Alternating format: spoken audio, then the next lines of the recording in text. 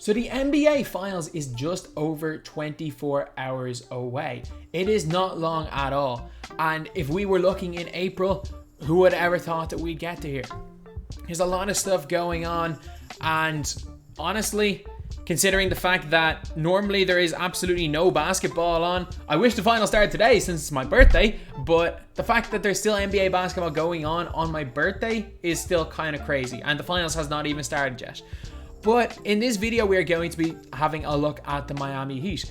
And I don't think it's a formality that the Lakers have won this series.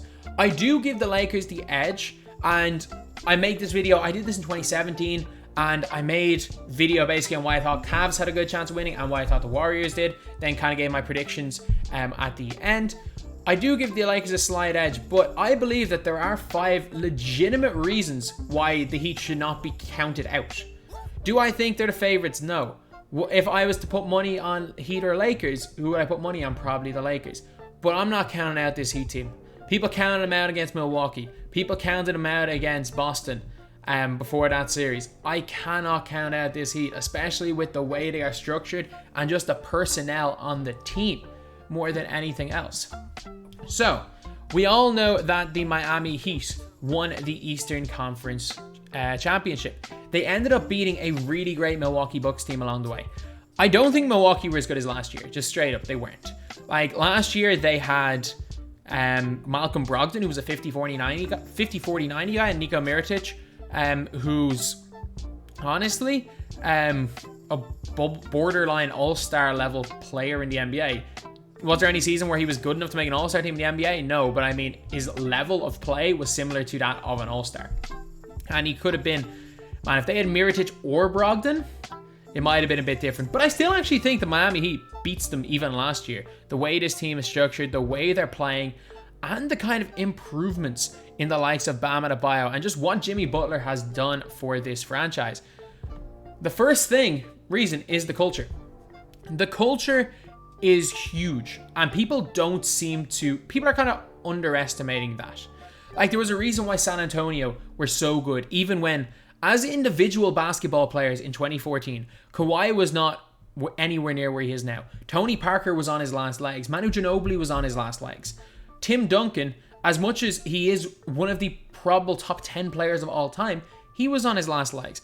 And that team ended up having one of the most dominant championship runs ever, being realistically their offense being led by Boris Diaw. Like, culture is a huge factor that a lot of people don't like to take into account. And there is no team, in my opinion, that has a better culture than Miami. They will not give up. They play together as a team. They all seem to know what they're doing. Their communication is something that is very not talked about, is absolutely exceptional. Yeah, the teams with the stars normally win. But when a team like this Miami Heat team makes the finals, I get it. A lot of people talk about Dirk Nowitzki being this like superstar, which he was in 2011, but they still had a great team, great coach, great culture. In 2004, the Detroit Pistons, these remind me a little bit of that Pistons team. And you know what? Culture setting is huge, and I think that is something that the Heat have over the Lakers. Although I will say the Lakers play hard and play defense. It is, when they're clued in, it is exceptional how well they can play. Another big reason, I think that if the Lakers struggle with the zone, the Heat will have a great chance of winning the series. If the Lakers struggle with the way the Miami Heat play the zone, as you guys can see from this picture, the Heat play it normally in a little bit of a different way.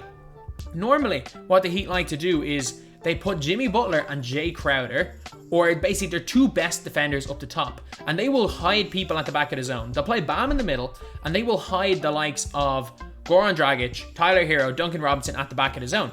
And because of the fact that their communication is great, they all are on the same page, those two guys at the back of the zone can literally just start running around the place. They don't need to guard anyone. They can just start running around the place, making things awkward for teams. And it also means that teams aren't going to get very comfortable looks. So I think that this zone could give the Lakers a lot of problems. Unless, of course, Anthony Davis starts hitting from the high post. And if Anthony Davis is killing him from the high post, I think the series is game over. But do I think Anthony Davis is going to kill him from the high post? I think he might 4 times out of 7. but I don't see him doing it enough that it ends up being a sweep or something. So I think if AD struggles in this series, I think the zone will stop LeBron's driving to the basket. So his drive and kick scenarios won't be great, or opportunities won't be great. However, he will still be able to very, very easily pick apart the zone and hit shooters. But I just think it might throw LeBron out of his scoring rhythm a little bit and give a little bit of an advantage to the Miami Heat. Although, again, I don't think it's enough to decide a series. I do think if the Heat do pull it off, the fact that they run exceptional zone will be a big reason. Then there's the three-point shooting. I'm giving Heat at least one game where they just go off. At least one of the games. Miami are winning because Duncan Robinson and Tyler Hero can't miss. Or Andre Iguodala steps up. Or Goran Dragic starts hitting those step-back threes from top of the three-point line. They are winning at least one game because they get hot. There is no question about that. I don't see the Miami Heat being cold 4 games in a row. And if the Miami Heat get hot, I don't see them getting hot 4 out of 7. But if they get hot, they're winning the game. Any given game, they can heat up. They have some of the best shooters to ever live. Like, am I going to put Duncan Robinson in the conversation as a Kyle Korver prime type player? Hell yeah, I am. The way he comes off screens is elite. The range he has, the guy can shoot from 30. Can't quite pull up from 30 like KD, but he can shoot from that range. So I give the Miami Heat at least one game based on the fact that they have some of the best shooters we have ever seen. Not only that, some of the guys that can come off screens and shoot exceptionally well. And then at least one game in the series, Tyler Hero is going to go Tyler Hero on them. So, they're shooting. I give them one game from that. And the matchups. Are there any 2 players in the NBA right now that you want matched up better to LeBron James and Bam Adebayo? Or say, to LeBron James and AD than Jimmy Butler and Bam Adebayo? Or if Jimmy isn't there, whatever you can get from Andre Iguodala? I don't think so. I really don't think so. If the Lakers go out with Dwight Howard and force someone else to guard Anthony Davis, I think Miami just sit in their zone, and I think they will really struggle against the zone with Dwight Howard. I think the Lakers, the only chance they the best chance they have, I'm not going to say the only chance they have, because if they go big, they still have a great chance of winning because they're the better team. I think the best chance they have is going small. And I think if you go small, you're playing right into Miami's hands. It's not going to be an advantage like it has been against other teams when you go small and put Anthony Davis at the 5. That's not going to be an advantage against Miami. Unless, Rondo can go off. You're basically now, it's a case of, can Rondo go off? Can your shooters do really well? Because there's no one that can really do a better job than Jimmy Butler and Andre Iguodala and LeBron. However, that is it. They can only do so much. You can't shut down LeBron. You can't shut down Anthony Davis. So I still think Miami go out their zone. But again, if there was anyone to do it, it's these guys. So these are definitely not a great matchup for the Los Angeles Lakers. If you're a Lakers fan, I'd be a lot more worried about these guys than anyone else. Heck, Anthony Davis was dropping 40 a game with Daniel Tice if the Celtics made the finals. Or if they wanted to play Dwight Howard at the 5, he was dropping more than that on Tatum if he tried to guard him.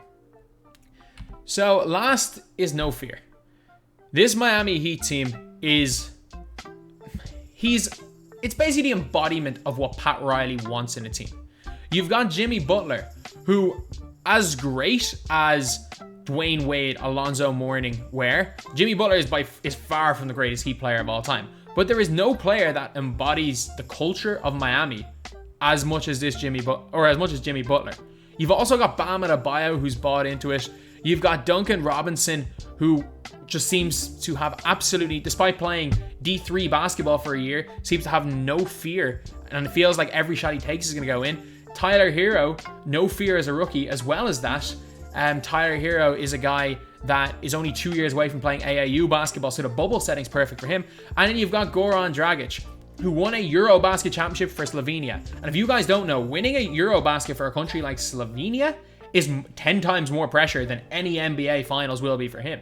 So you've got a bunch of guys on this Miami Heat team who are fearless. They are fearless. They will not fear the Lakers. They will not back down. So is that going to be enough to win them a series? Probably not. I don't think that the Miami Heat are going to win.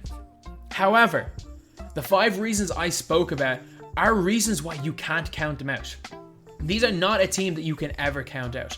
I predicted them to lose to the Toronto Raptors in the Eastern Conference Finals. I predicted them to beat Milwaukee. I thought it would go 6. It went 5. I did not expect them to beat them that easily. This Miami Heat team even surprised the people that are the biggest fans of Miami. I'm a Heat fan and they surprised me. I knew they were going to be great, but they still surprised me. And I think they're going to continue to surprise people in this NBA Finals. This series is not a formality. The Lakers are probably going to win. LeBron's probably going to win his 4th ring. And I think Anthony Davis is probably going to win Finals MVP. But at the same time, I'm not counting these guys out. The same people that are counting these guys out as having no chance are the same ones that thought they were going to be swept or losing 5 to Milwaukee. They have not been watching the same game as we've all been watching with this Heat team. A team that matches up perfectly to the Los Angeles Lakers. While not quite as talented, a team who, let's be real, probably play better as a team. A lot of people are going to talk about bench depth, and I think the bench depth is similar for both teams. Yeah, Hero's probably the best bench player in general for between both teams, but I don't think that the bench is going to be the reason, or depth is going to be the reason one team or another wins this NBA championship.